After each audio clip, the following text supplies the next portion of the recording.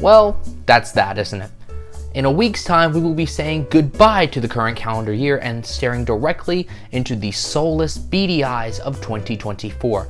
But there's quite a fair amount of stuff to look forward to. The Royal Rumble's coming, which is always a nice thing, and then WrestleManias, and then SummerSlams, and then, more than likely, death. But let's not think about that. Let's take this opportunity to look back on the wrestling year that was 2023. And in all honesty, it was actually pretty good. Royal Rumble was a huge step up from 2022. WrestleMania was one of the best iterations of the show in recent memory. SummerSlam was fine.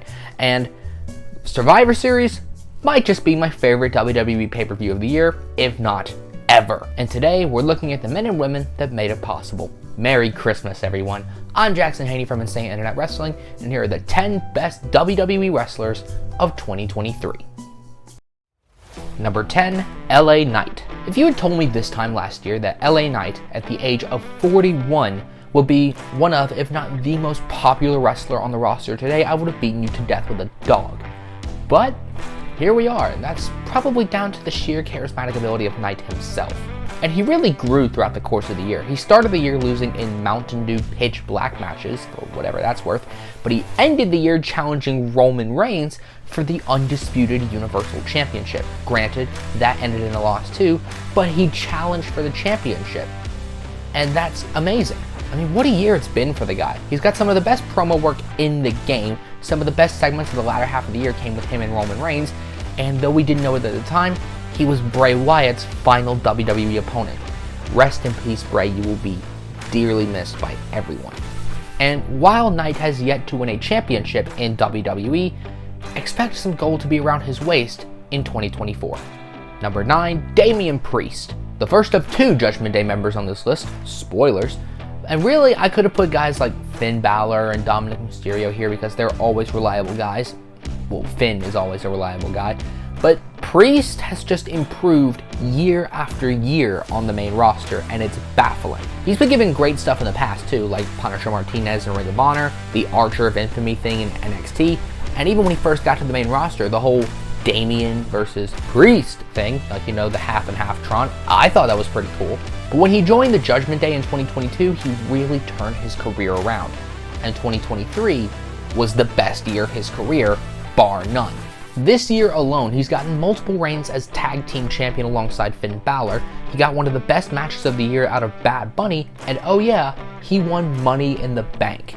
Now, in recent years, Money in the Bank winners like Baron Corbin and Austin Theory have been made to look like fools, but Priest has been booked surprisingly well. He has been made to look incompetent, and that matters. Just goes to show that WWE higher-ups, specifically Triple H, might be looking to have some huge success come his way in the next 12 months.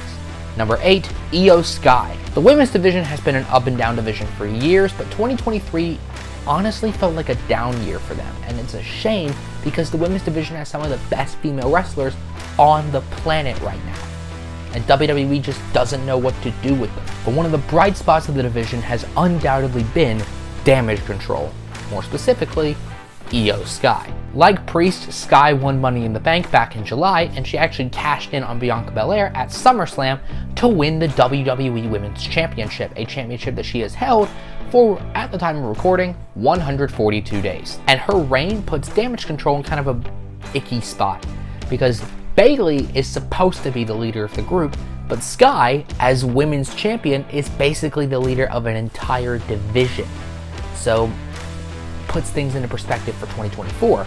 But for 2023, she had great matches against the likes of Asuka, Bianca Belair, and Charlotte Flair, proving why she is still one of, if not the best, women's wrestler in the entire world.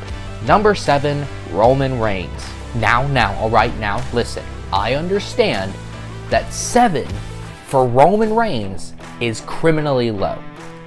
But he's only at this spot because he's never around. Let me put it into perspective. In 2017, the year I started watching wrestling, Roman Reigns wrestled 145 matches. That's pretty impressive. In 2023, he wrestled 11. 11 matches the entire year.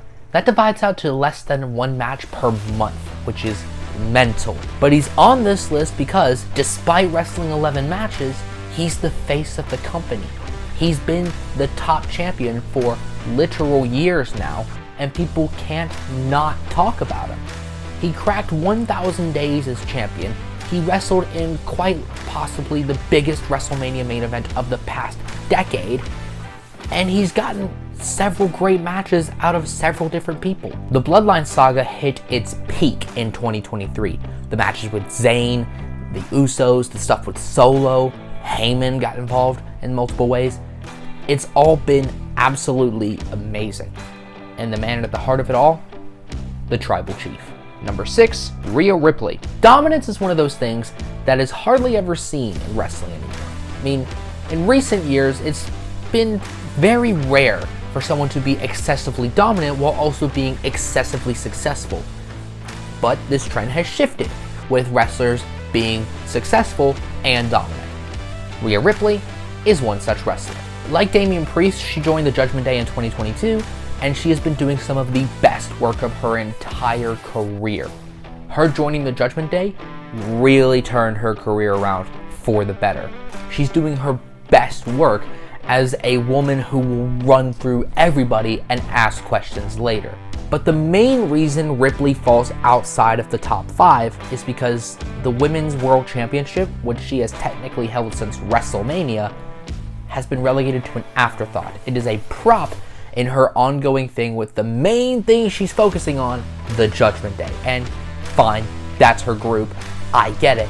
But she's also the champion of an entire division and should be looking for challengers to face. A true champion is nothing without true challengers. And in 2023, Ripley hasn't had any, which, bummer. Still, nobody knows what the future holds.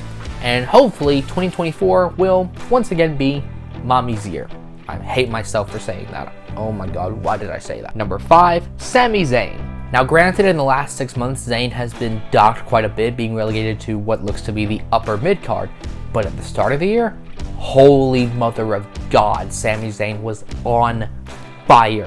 The stuff with the Bloodline might be some of the best work he's ever done. At the very least, it's the best stuff he's done since NXT. I remember in January him being so popular, I booked him to win the Royal Rumble, and I'm sure I'm not the only one. He turned on Roman Reigns at the Rumble, generating one of the biggest pops of the entire year. The match with Roman Reigns at Elimination Chamber was a huge crowd reactor, getting the crowd on their feet for basically the entire thing and making Roman seem like the most detestable person in the universe. And he even got to main event WrestleMania, winning the tag team championships with Kevin Owens. But there's the thing. The win was better than the reign itself, and that's sadly the case with so many great championship wins. Kofi Kingston, Big E, Drew McIntyre, and that's just the WWE Championship. But don't let that take away from the fact that Sami Zayn has had a career resurgence over the past year and a half, and 2023 might have been the top of the mountain. Number 4, Jey Uso. When you talk about the Bloodline, you have to talk about Jey Uso. Roman might be the figurehead of the family, but the MVP of the Bloodline saga from 2020 to today has undoubtedly been Jey Uso. Now granted, at this stage, it seems like Jey isn't involved in the storyline at all, but when the story comes to a head at WrestleMania, and it's going to, there's no doubt in my mind that Jey will be involved in some capacity. But it's still amazing to me how WWE can look at Jey, a man who has been relegated to the tag team scene for over a decade, and they can take him seriously as, at the very least, an upper mid-carder, but at most, a main event player. I mean, they don't call him main event Jey Uso for nothing. You wanna know how I know they'll take him seriously as a main eventer? They let him pin Roman Reigns clean. That'll do it. And while him getting turned on by his brother Jimmy was, in all honesty, stupid, it does leave one to wonder what their eventual match will be like, because they're gonna build to one at some point. And I'm here for it. Number 3, Seth Rollins. When WWE introduced the new World Heavyweight Championship back in April, they basically said, Roman's got a grip on the Universal title, so here's the second place prize.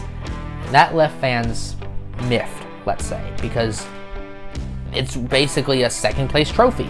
And even though Rollins has tried to make it where it's the first place, he just can't. He really can't. He had a compelling feud with Finn Balor. He made Shinsuke Nakamura a main event player for a little bit, which is always appreciated. And he's got a little thing going with CM Punk right now that could blossom into the best feud of the decade. And while some see the World Heavyweight Championship as a secondary title to the IC belt, Rollins is still, in my eyes, a workhorse champion, and that puts him in the top 3. Number 2, Cody Rhodes. We've officially made it through the first full year of Cody Rhodes' second WWE run, and in all honesty, things went pretty well.